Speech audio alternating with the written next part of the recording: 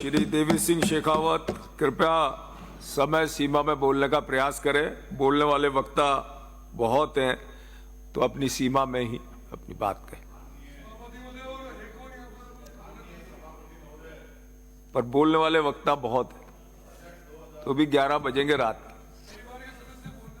2025-26 पर राजस्थान की विधानसभा में प्रस्तुत राजस्थान का जो बजट, उस पर बोलने का मुझे मौका दिया, उसके लिए मैं आपका आभार व्यक्त करता हूं।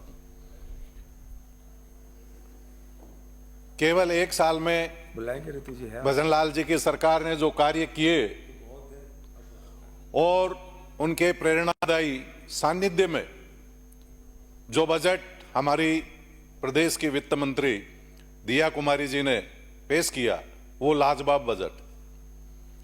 इसमें पूरे राजस्थान का इंफ्रास्ट्रक्चर किस तरह मजबूत हो, इस पर विशेष ध्यान दिया और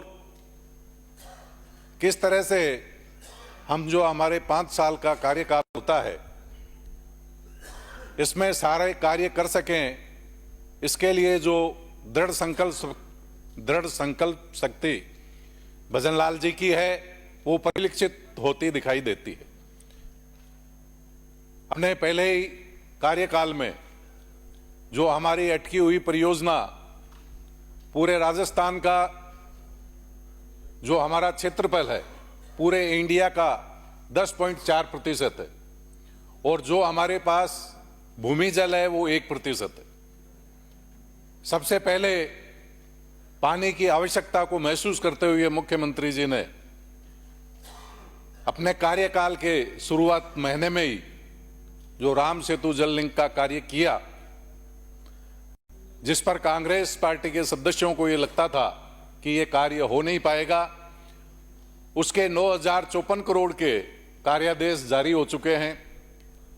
12,000 करोड़ की निविदाएं जारी हो चुकी हैं और 12,000 करोड़ की निविदाएं स्वीकृति में है और बहुत तेजी से काम हो रहा है। हमें याद आता है कि बचपन में रामगढ़ में 83 में नौकायान प्रतियोगिता हुई थी। आज पूरे जयपुरवासी उसी के पानी पर निर्भर थे। एक बार फिर लगता है कि रामगढ़ के बंदे में पानी आएगा और उसके नीचे के क्षेत्र जो पानी की कमी से जूझ रहे हैं, सरसब्ज होंगे। मेरे क्षेत्र की बात करूं तो हमारे यहाँ चितौली बांध का बहुत ज्यादा प्रभाव हमारे क्षेत्र के सतही जल पर पड़ता है, उसमें पानी आएगा। बाकी साबी नदी है, उसमें भी यह जल छोड़ा जाएगा। 17 जिलों की 3 करोड़ आबादी को न केवल पीने का 4 लाख हेक्टेयर जमीन सिंचित करने का भी मौका मिलेगा। राजस्थान के न केवल पूर्वी हिस्से का, बाकी चाहे हमारा हाड़ौती हो, चाहे हमारा मेवाड़ हो, चाहे हमारा मारवाड़ हो, हर जगह पानी पर विशेष ध्यान देते हुए राजस्थान के सपनों को पूरा करने के लिए, किसानों का विकास करने के लिए मुख्यमंत्री जी ने कोई कोर कसर नहीं छोड़ी।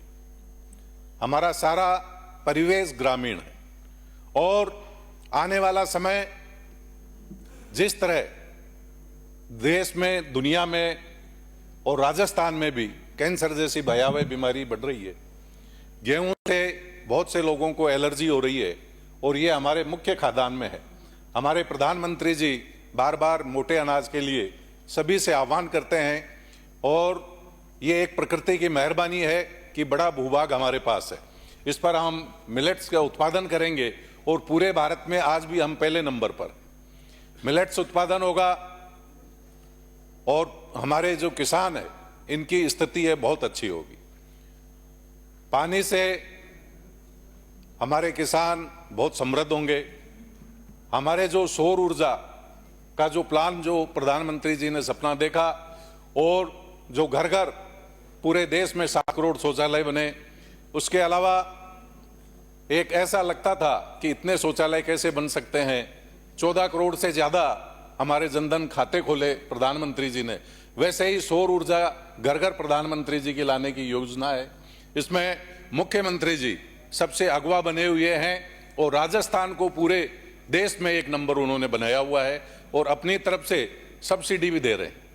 अब सौर ऊर्जा उत्पादन के लिए हमारे पास जमीनें होनी चाहिए जो प्राकृतिक रूप से राजस्थान में बहुत ज्यादा है। यहाँ का किसान सौर ऊर्जा के प्लांट लगाकर बहुत ही समृद्ध होगा। और ये जो सौर ऊर्जा है ये अग्नि का भी प्रतीक है और ताकत का भी प्रतीक है। साथ ही ये हमारे जो आर्थिक प्रगति का बड़ा मील का पत्थर होगा। राइजिंग राजस्थान के माध्यम से जैसा हमारी वित्त मंत्री जी ने घोषणा की 1.25 लाख सरकारी नौकरी और 1.5 लाख प्राइवेट सेक्टर में जॉब उन्होंने सुनिश्चित किए। मुझे ऐसा नहीं लगता कि इसमें कोई संदेह होगा, क्योंकि राजस्थान में 35 जो विदेशी हमारे पड़ोसी मुल्कों ने भाग लिया, जो यहाँ इन्वेस्ट करना चाहते थे। उनके साथ ही 16 हमारे जो और मुल्क थे उन्होंने भी भाग लिया। 147 एग्जीबिटर आए, 32,000 डेलीगेट और हमारे स्थानीय लोग थे। सभी उद्योग लगाने के लिए संकल्पित थे। आज तक 1,75,000 करोड़ के कार्य धरातल पर उतर चुके हैं राइजिंग राजस्थान के अंतर्गत।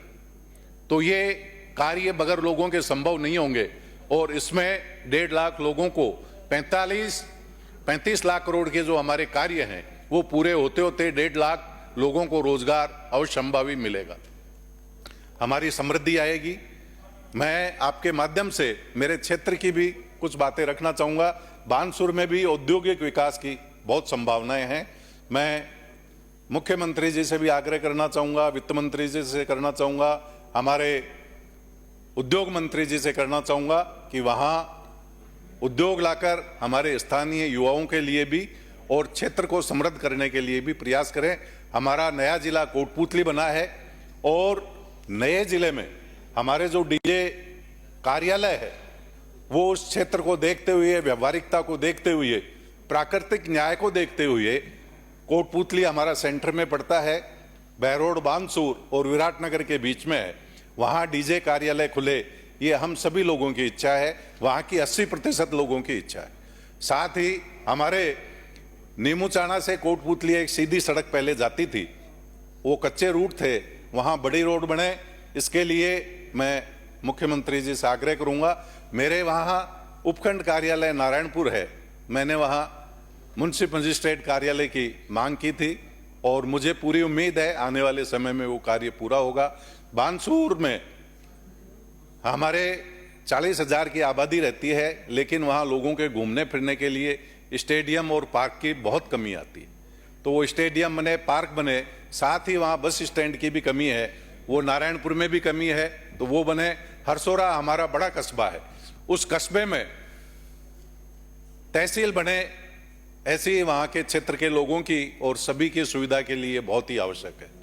हमारे कराना एक और बड़ा कस्बा है, वहाँ उस कस्बे में उप तहसील का कार्यालय खुले, ऐसी हमारे सभी क्षेत्र के लोगों की और क्षेत्र के विकास के लिए ये बहुत ही जरूरी मांग है।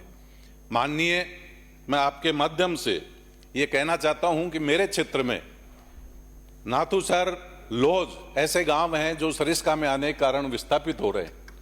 उन लोगों की ये इच्छा है कि वो कोटपूतली बानसूर से बाहर नहीं जाएं। अन्य लोगों को तिजारा जमीन दी गई है, वो व्यवहारिक रूप से वो वहाँ कटा हुआ महसूस करते हैं। तो मैं आपके माध्यम से ये मांग करता हूँ कि उन लोगों को कोटपूतली में या बानसूर में जहाँ पानी हो वहाँ जगह उपलब्ध कराई जाए और सभी पंचायतों में और मेरी दोनों नगर पालिकाओं में गंदे पानी निकासी की बड़ी समस्या है। इसके लिए मैं पंचायती राज मंत्री जी और हमारे आदरणीय जाबर जी खर्रा साहब यहाँ विराजे हैं, इनसे निवेदन करना चाहूँगा कि हमारी जो सड़कें हैं वो गंदे पानी के निकास सही नहीं होने की वजह से, लोगों का सिविक सेंस कम होने की वजह से, चाहे पंचायत स्तर हो चाहे नगर पालिका स्तर हो, लोग पानी खुला छोड़ते हैं, सड़कें करोड़ों की लागत की खराब हो जाती हैं। मैं आपसे निवेदन करना चाहूँगा कि पानी की निकासी की समुचित व्यवस्था हो तो ही हमारी सड़कें चलेंगी और हमारा विकास हो पाएगा। हमारी महिला और सभी सुरक्षित रहें, इसके लिए मैं मुख्यमंत्री जी का आभार व्यक्त करता हूं। आज अपराधियों के मन में भय है। पुलिस अपराधियों को कोई मौका नहीं दे रही है, उल्टे उनको जाकर सावचेत कर रही है कि कोई भी बदमाशी करने की कोशिश की जाएगी तो उन्हें घर से उठा लिया जाएगा और जनता को आतंकित करने का लाइसेंस जिस तरह पिछली सरकार में उनको मिला हुआ था, इस सरकार में बिल्कुल नहीं रहेगा। मेरा बानसूर क्षेत्र एक अवैध हथियारों का एक अड्डा बन गया था। मुझे खुशी है, मैं मुख्यमंत्री जी को, साथ में आईजी साहब को, एसपी साहब को, मेरे सभी थाना अधिकारियों को धन्यवाद ज्ञापित करना चाहता हूं कि उन्होंने अपराध पर लगाम पाने पर एक बहुत ही महत्वपूर्ण उन्होंने भूमिका निभाई है और मैं आपका बहुत बहुत धन्यवाद ज्ञापित करता हूं। धन्यवाद।